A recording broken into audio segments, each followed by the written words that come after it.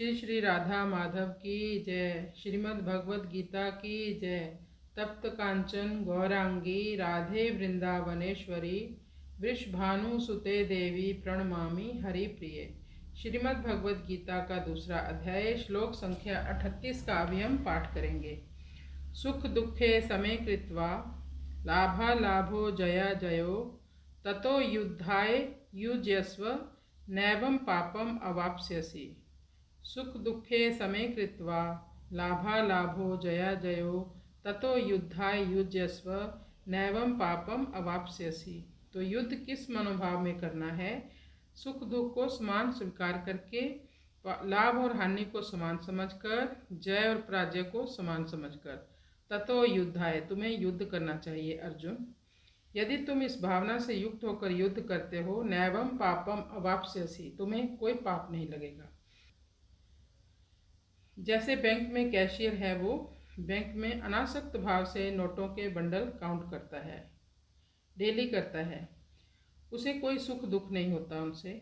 ऐसा नहीं सोचता अरे बैंक में आज बहुत कम पैसा आया। जिस दिन ज़्यादा पैसा आता है तो कोई आनंद भी नहीं मनाता, वो समभाव में रहता है, उसको उन पैसों से कोई लेना देना नहीं। वैसे ही भगवान अर्जुन को कहते हैं तुम बस अपने कर्तव्य का पालन करो, युद्ध करना तुम्हारा कर्तव्य है। यदि तुम इस मनोभाव से युद्ध करते हो तो इन स्वजनों का वध करने का तुम्हें पाप नहीं लगेगा।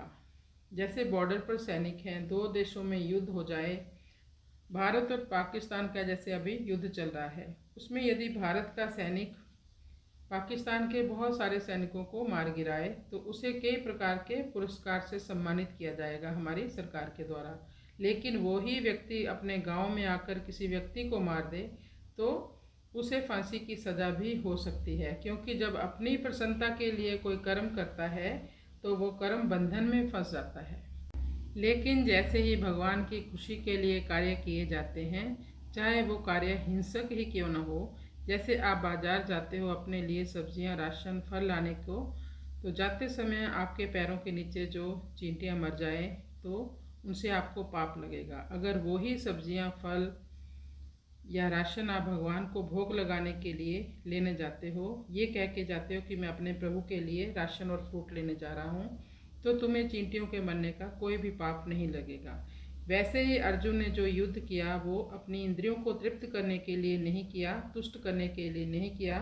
अर्जुन तो वैसे युद्ध करना ही नहीं चाहता था, लेकिन भगवान क्यों आते हैं? भगवान आते हैं धर्म की स्थापना के लिए, ऐसे अधर्मियों का सफाया करने के लिए आते हैं भगवान। भगवान कहते हैं तुम निमित्त मात्र बन जाओ, इन्हें तो मैं पहले ही मार चुका हूँ।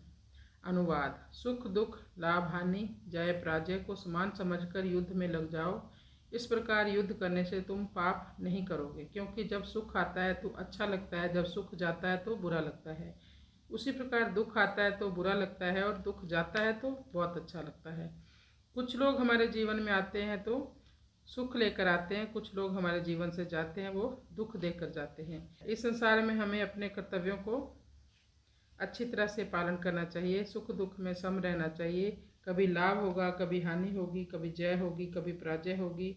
इन परिस्थितियों में भी हमें भगवान की सेवा करते रहना चाहिए। भगवान की सेवा और पूजा पाठ बंद नहीं करने चाहिए, क्योंकि जो सुख दुख मिला है हमें प्रारब्ध के अनुसार मिला है। कृष्णाय वासुदेवाय हरे परमात्मने प्रणतक्लेशनाशाय गोविंदाय नमो नमः।